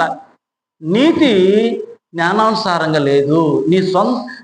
నీ సొంత తెలివితేటలతో నువ్వు వ్యవహరించావు నీ జీవితంలో. వాక్యాన్ని అనుసరించావు, అందరికి ఉపయోగపడే 4 మాటలు చెప్పావు, వాళ్ళు సెట్ అయ్యారు.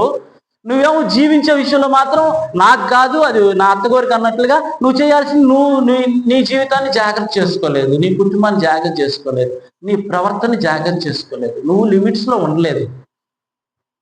కాబట్టి నువ్వు నాకు సంబంధం లేదు. అసలు ఇన్ని మాటలు ఉండదు. యేసుప్రభువు రెండోసారి వచ్చినప్పుడు వెళ్ళిపోతాం అంతే ఆటోమేటిక్గా. ఇంకా ఏమైనా ఉన్నాయా? ముగించేస్తా. అయిపోయింది, 12 అయిపోయింది టైం. ఇంకా ఏమైనా ఉన్నాయా? కొద్దిగా ఆలోచన చేస్తే. ఈరోజు కూడా ధర్మశాస్త్రానికి సంబంధించిన విషయాల్లో మనం ఇప్పటికీ ధర్మశాస్త్రం సంబంధించిన విషయాలను ఇష్టపడుతున్నామేమో కదా. పండగలు, వాయిద్యాలు, ఇంకేమున్నాయమ్మా, ఏవో కొన్ని ఉన్నాయి, ఇలాంటివన్నీ కొన్ని ఉన్నాయి. వీటన్నిటిని ఇప్పటికీ మనం ఎంతో కొంత ఇష్టపడుతున్నామా?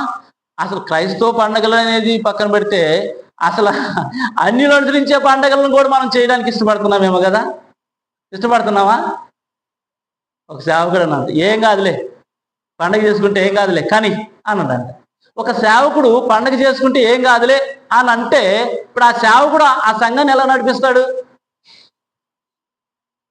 ఒక సేవకుడు ఇదిగో ఈ పండుగ చేసుకోవచ్చు, ఈ హిందువుల పండుగ చేసుకోవచ్చు, తప్పేం కాదు అని అంటే అప్పుడు ఆ సేవకుడు ఆ సంఘానికి ఏం చెప్తాడు? దేవునికే సమాధానం చెప్తాడు. అది పౌలు గారి యొక్క బాధ. వీళ్ళంతా సేవకులే, ఇశ్రాయేలీలు బోధకులే, యాజకులే, యూదులు పెద్దలే. ఎంత జ్ఞానం ఉండి, ఎంత తెలివితేటలుండి ఇది ఎలా మిస్ అవుతున్నారా అని బాధ అయింది.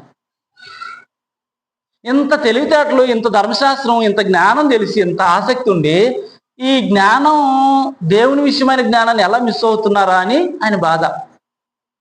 ఈరోజు మనం కూడా తెలిసి తెలియకుండా అజ్ఞానంగా నేను చెప్పినంత మాత్రాన్ని మీరు చేయకూడదు, నేను చేసేది ఏదో ఎలా పడితే అలా చేసినంత మాత్రాన్ని మీరు చేయకూడదు. దేవుని వాక్యాన్ని చదివి నీ నోటను, నీ యొద్దను, నీ హృదయంలో వాక్యం ఉంది. పరిశీలించి పరీక్షించి దేవుని వాక్యాన్ని చెయ్యాలి. మనకి వాక్యం చదవకుండా, ప్రార్థన చేయకుండా, నేను ఇక్కడ వచ్చి ఆదివారం 4 మాటలు ఏదో తలంబ్రాలు వేసినట్టు చెప్పినంత మాత్రాన మీ జీవితాలు మారవు. మీరు మారాలనుకుంటే మారతాయి. మీరు ఒకవేళ వచ్చారు, మీరు ప్రార్థన జీవితం లేదు, వాక్యం చదవటం లేదు, అసలు భక్తి లేదు, విశ్వాసం లేదు అని అంటే మీరు కాలక్షేపానికి వచ్చినట్లు లెక్కే. ఇస్రాయేల్ కాదు, ఇస్రాయేల్ ఆ వాళ్ళతో మనం పోల్చుకోలేము భక్తి విషయంలో. మన వల్ల కాదు. వాళ్ళు ఎక్కడో ఉంటారు భక్తి విషయంలో, శ్రద్ధ విషయంలో, ఆసక్తి విషయంలో. వాళ్ళతో మనం పోల్చుకోలేము. అన్యుల కంటే దారుణం అయిపోతాం మనం. అన్యుల కంటే దారుణం అయిపోతాం.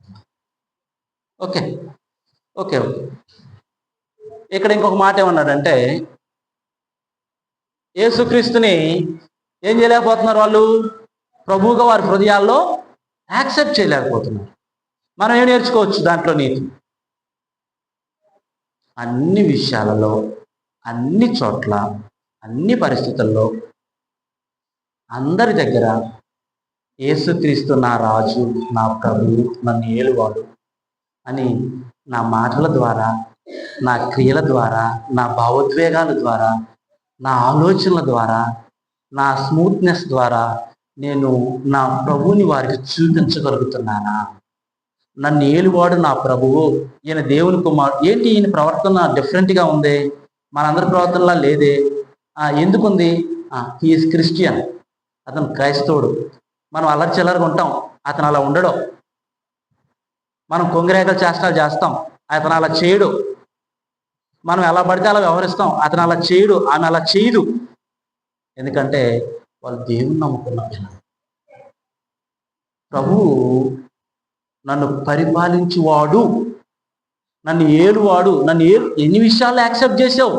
నిజంగా యేసు ప్రభు చేత నువ్వు పరిపాలించబడటానికి ఈ సహోదరి సహోదరుడా, ఎక్కడెక్కడ యేసు ప్రభు చేత నువ్వు పరిపాలించబడుతున్నావు? ఉదయాన్నే లేచి మోకరించి ప్రార్థన చేయటంలో ప్రభువుని మెప్పించగలుగుతున్నావా?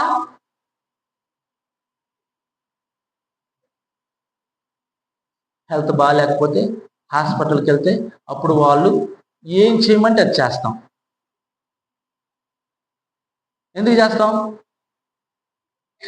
అమ్మా? ప్రాణం అంటే భయం, చచ్చిపోతానేమోనని భయం. కానీ మరి నరకంలో ఉంటానేమో అని భయం రాదా? నేను రక్షణ పొందకపోతే నరకానికి వెళ్ళిపోతానని భయం లేదా? నేను రక్షణ పొందకపోతే అగ్నిగుండానికి వెళ్ళిపోతానని భయం లేదా? ఎంత దారుణం అండి ఈరోజు, ఎంత భయంకరమైన విషయం అండి. రైట్, ప్రభుని నిజంగా అంటాడు, నేను ఒప్పుకుంటున్నాను నా ప్రభుని. ఒకప్పుడు ప్రభుని నమ్ముకున్న శిష్యుల్ని చంపేశాను, ఇప్పుడు నేను నా ప్రభుని నా రాజుగా, నా నా నా నా నా జీవితానికి ఇక ఆయన తప్ప ఇక నేను జీవించడం లేదు, ఆయనే నాలో జీవిస్తున్నాను, నేను ఒప్పుకుంటున్నాను, మీరు కూడా ఒప్పుకోండి ఇశ్రాయేలీయులారా. ఈరోజు మనం యేసుక్రీస్తు వారిని మన ప్రభువుగా అంగీకరిస్తున్నామా? అన్ని విషయాల్లో యేసుక్రీస్తు వారిని మన ప్రభువుగా అన్ని విషయాల్లో మనం స్వీకరిస్తే మనలో ఉన్నంత ఓర్పు ఎవరిలో ఉండదు, మనలో ఉన్నంత సహనం ఎవరిలో ఉండదు, మనలో ఉన్నంత దీర్ఘశాంతం ఎవరిలో ఉండదు, మనలో ఉన్నంత ప్రేమ, మనలో ఉన్నంత దీవించే మనసు, అప్రిషియేట్ చేసే మనసు, హ్యాపీ మూమెంట్స్ ఎవరిలో ఉండవు. ఎందుకంటే క్రీస్తు మనల్ని ఏలుతున్నాడు, పరిపాలిస్తున్నాడు. అలా ఉండడానికి పరిపాలిస్తాడు ఆయన, నీతిని అనుసరించడానికి పరిపాలిస్తాడు, ప్రశాంతంగా బ్రతకడానికి పరిపాలిస్తాడు. అన్నాడా యేసు వారు?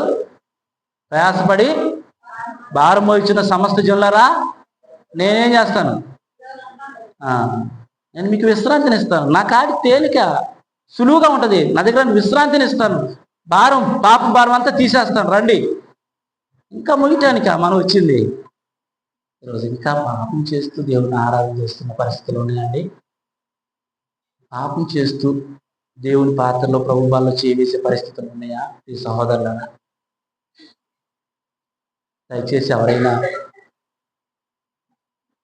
దేవునికి విరుద్ధమైన పాపం, వ్యభిచార సంబంధమైన విషయాలు కానీ, ముఖ్యంగా విగ్రహారాధన సంబంధించిన విషయాలు కానీ, వాటిలో కొనసాగుతూ ఉంటే ప్రభు పాత్రలు వచ్చేవి. అది చాలా ఘోరమైన పరిస్థితులు మీకు తెస్తుంది.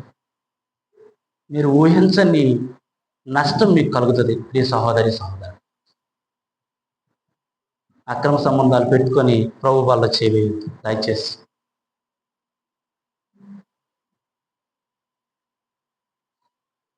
కొంతమంది తెలిసి తెలియక అబ్బాయికి అమ్మాయికి, అమ్మాయికి అబ్బాయికి మధ్యలో ఉండి బ్రోకరిజం చేస్తున్నారు. చెయ్యొద్దు. అలా చేస్తూ ప్రభు వాళ్ళు చేయవేయద్దు.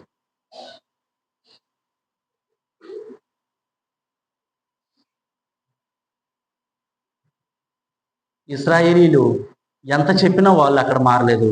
ఈరోజు మనకు అది అర్థమైతే వాళ్ళకంటే సరే వాళ్ళ ఆసక్తిలో ముందున్నా కనీసం మనం జ్ఞానం కలిగి బ్రతకడంలో ముందున్నాం. ఈ విషయాలు మనకు అర్థమైతే, నీతి మనకు అర్థమైతే జాగ్రత్త పడతాం.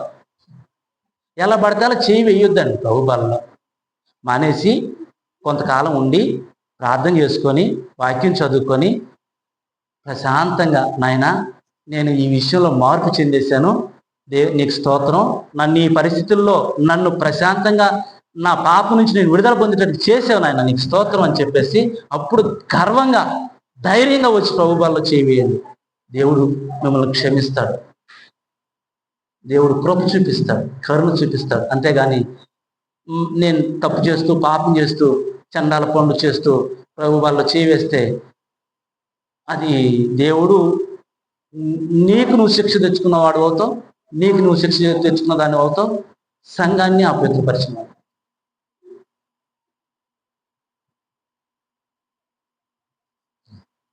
ఇంకా ఏమైనా ఉందా నీతి? ప్రభుని ఎక్కడైనా సరే మనం నా ప్రభు అని ఒప్పుకోగలిగే దమ్ము ధైర్యం ఉండాలి. ఎక్కడైనా సరే, ఎంతమందిలోనైనా సరే. ఒక అవమానం కలుగుతుంది, కలగని కిందకి మీదకి చూస్తాడేమో, చూడండి వీళ్ళు అలా అనుకుంటాడేమో అనుకొని నో ప్రాబ్లం. నువ్వు దేవుని కుమారుడివి, ఈ ప్రపంచాన్ని సృష్టించిన దేవుని కుమారుడు, నువ్వెందుకు సిగ్గుపడతావు? ఈ ప్రపంచాన్ని కలుగు చేసి క్షణంలో పరిస్థితుల్ని మార్చగలిగిన శక్తివంతుడైనటువంటి దేవుని కుమారుడు నువ్వెందుకు సిగ్గుపడతావు? 1000 మంది వేరే వాళ్ళను, నువ్వు అక్కడ ఉన్న నువ్వు సిగ్గుపడద్దు. విశ్వాసంతో ఉండు. ప్రభుని విశ్వసించడానికి నువ్వు సిగ్గుపడద్దు. ప్రభు పక్షాన్ని నిలబడడానికి నువ్వు సిగ్గుపడద్దు. అలాగే మేమే పరలోకం వెళ్తాం, మేమే రక్షణ పొందుతామని క్రీస్తు సంఘస్థులంగా మనం ఒక అహంభావంతో గర్వంతో బ్రతకొద్దండి. క్రీస్తు సంఘం అని చెప్పుకున్నంత మాత్రం పరలోకం వెళ్ళం, బోర్డులు పెట్టుకున్నంత మాత్రం పరలోకం వెళ్ళం, క్రీస్తు సంఘం బోధ విన్నంత మాత్రాన పరలోకం వెళ్ళం. అనుసరిస్తేనే పరలోకం, జీవిస్తేనే పరలోకం, అనుసరిస్తేనే పరలోకం. నా ప్రవర్తన నాకు తెలుస్తుంది. ఏడొచ్చి మైక్ తీసుకొని చెప్పడానికి నేను అర్హున్నా కాదా అనేది నాకు తెలుస్తుందా తెలీదా? నేను అర్హుడు కాదనుకుంటే మైక్ అక్కడ పడేసి వెళ్ళిపోవాలంతే. అవసరం లేదు. ఇంకొక పని చేసుకొని బ్రతుకు. నేను ఎవరు కాదన్నాడు? అలాగే స్థానిక సంఘంగా అద్భుతంగా తయారవుదాం, గొప్పగా తయారవుదాం. పరిశుద్ధంగా ఉండడంలో మొదట మనం ఉందాం. ఈ ప్రపంచంలోనే అసాధ్యమేం కాదు. అందరూ మంచిగా ఆలోచిస్తే మనం ఇంకా తక్కువ మందిమే. లక్షలు ఉన్నారు సంఘాలు, వాళ్ళకి కొద్దిగా అసాధ్యమేమో, మనం కొద్ది మందిమే, మనం సాధ్యమే. నిజంగా ఆలోచించండి, అంతే. పరిశుద్ధంగా ఆలోచించండి. ఇశ్రాయేల్ లాగా మూర్ఖంగా ఆలోచించొద్దు. ఇశ్రాయేల్ లాగా స్వనీతిని స్థాపించొద్దు. ఇశ్రాయేల్ లాగా జ్ఞానానుసారం కాకుండా ఏమన్నాడు, ఆసక్తి ఉంది కానీ జ్ఞానానుసారమైంది కాదు. అలాగ ఉండొద్దు. పరిశుద్ధంగా బ్రతుకుతాం. మన రక్షణ ప్రాథమిక విషయమే. రక్షణ అనేది నేను అదేవో హైస్థాయి అనడం, నేను బోధించే బోధ ఏదో చాలా హైస్థాయి బోధ అనడంలా. ప్రాథమిక విషయమే రక్షణ అనేది. కానీ భయంకరులు, గొప్ప గొప్ప ఉన్నత స్థాయిలో ఉన్న ఇశ్రాయేలీయులు పెద్దలు మిస్ అయిపోయారు రక్షణను. యాజకులు మిస్ అయిపోయారు. ఆఫ్టర్ ఆల్ మనమెంత? ఆఫ్టర్ ఆల్ మనం. కాబట్టి జాగ్రత్త పడదాం. నువ్వు కలిగి ఉన్నది ఏదైనా సరే, అది ఎన్నికైనది ఏది కాదు. నువ్వు కలిగి ఉన్న రక్షణ ఒక్కటే ఎన్నికైనది ప్రియ సహోదరి సహోదరు. దాన్ని జాగ్రత్త చేసుకోవడానికి నువ్వు ప్రయాసం. ఇశ్రాయేలీలు రక్షణ పొందకపోవడం వల్ల పౌలు ఎంత తీవ్రంగా ఆలోచన చేశాడు. ఈ పత్రికను చదివితే కూడా రక్షణ పొందడం ఎలా అనే విషయాలు కూడా తెలియజేస్తాడు. సరే, కాబట్టి ఎన్ని విషయాలు చెప్పాడు? ఇశ్రాయేల్ రక్షణ పొందడానికి గల కారణాలు ఎన్ని విషయాలు చెప్పాడమ్మా? ఎన్ని విషయాలు చెప్పాడు? 7 విషయాలు చెప్పాడు. ఏమేంటి ఒకసారి చెప్పండి. నంబర్ 1, ఆసక్తి ఉంది కానీ జ్ఞానానుసారమైంది కాదు. నాకు ఆసక్తి బోల్డ్ ఉంది, జ్ఞానానుసారమైందేనా? నీతి ఉంది కానీ అంటే వాళ్ళకుందని కాదు, నీతి. కానీ ఆ నీతి ఎలాంటిది ఉంది వాళ్ళ జీవితంలో? సొంత నీతి. అంటే వాళ్ళు అనుకున్నది ఒక ఎదుటి సరైనదిగా కనబడే మార్గం కలదు, కానీ అది తుదకు మరణానికి. మనం అనుకునేదే నీతి కాదు. అసలు మనం అనుకున్నది ఏది నీతి కాదు. మనం అనుకోనిది ఏది ఉందో అదే నీతి. తర్వాత క్రీస్తు ధర్మశాస్త్రానికి, అంటే ధర్మశాస్త్రం కింద మనం ఇక లేము. అందరు గమనించండి సహోదరి సహోదరులారా, ధర్మశాస్త్ర సంబంధమైన పండగలు, వాయిద్యాలు, ఆచారాలు, లేకపోతే ఇంకా దశమ భాగాలు, లేక ప్రథమ ఫలాలు, వీటి కింద మనము లేము. మనం ఉన్నది క్రొత్త నిబంధన కింద మాత్రమే. వీటన్నిటికంటే శ్రేష్టంగా మనం దేవుణ్ణి ఆరాధించడానికి ఉన్నాము. తర్వాత ధర్మశాస్త్రానికి వేరుగా రక్షణ ఉంది, అదే విషయం. ప్రభువుని ఒప్పుకోవాలి, హృదయాన్ని విశ్వసించాలి. ఊరక మనం ఏదో బాప్టిజం తొట్టికాడికి నీళ్ళకాడికి వెళ్ళిపోయిన తర్వాత ఒప్పుకున్నామంటే ఒప్పుకుంటున్నాను, విశ్వసించామంటే విశ్వసించాను, మాటతో మాత్రం కాదు, అది జరగాలి. దేవుడు ఏర్పాటు చేసిన పద్ధతి కాదనడం వల్ల. కానీ దానికి ముందే నీ హృదయంలో ఉండాలి. తర్వాత సిగ్గుపడకూడదు చెప్పాడు. వాళ్ళు సిగ్గుపడటం వలన ఏమయ్యారు? వాళ్ళు రక్షణ పొందలేరు. ప్రభుని ఒప్పుకోకపోవటం వలన రక్షణ పొందలేరు. మేమే దేవుని పిల్లలు అనుకోవడం వలన రక్షణ పొందలేదు. మన విశ్వాస జీవితాన్ని జాగ్రత్త పరచు. తొందరపడద్దు. ప్రభు వస్తే చాలా ఘోరమైన పరిస్థితి మనం చూస్తాం. మరి ఈ విషయాలు పౌలుకున్నంత తీవ్రత నాకు లేదు, పౌలు చెప్పిన విషయాలు ఏవో నాకు అర్థమైన కొన్ని విషయాలు నేను మీకు తెలియజేస్తాను. నాకు అర్థమైన విషయాలు నేను మీకు తెలియజేస్తాను. మీరు వాటిని జాగ్రత్తగా ఆలోచన చేసుకుంటే ఖచ్చితంగా మీరు మేలు పొందుతారు. లేకపోతే అంతే. దేవుని మాటలు శ్రద్ధగా విన్నందుకు మీ అందరికీ వందనాలు. ఎండలో అయినా సరే ఓపికతో విన్నారు. మీ అందరికీ నిజంగా హృదయపూర్వక కృతజ్ఞతలు చెల్లిస్తున్నాను. దేవునికి కృతజ్ఞతలు. ప్రభురాత్రి భోజన కార్యక్రమాన్ని సోదరులు అశోక్ వచ్చి జరిగిస్తాడు. తనకి మనోజ్ సహాయం చేస్తాడు. కానుకలు నేను జరిగిస్తాను, అశోక్ సహాయం చేస్తాను.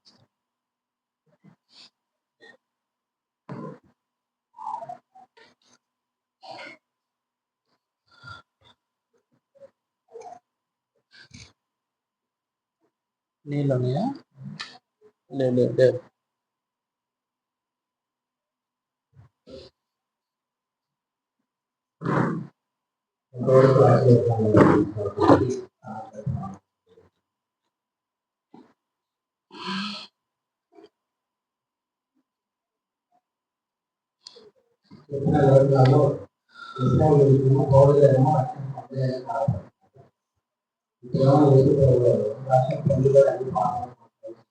మంచిది లేము కొద్దిగా మంచిది.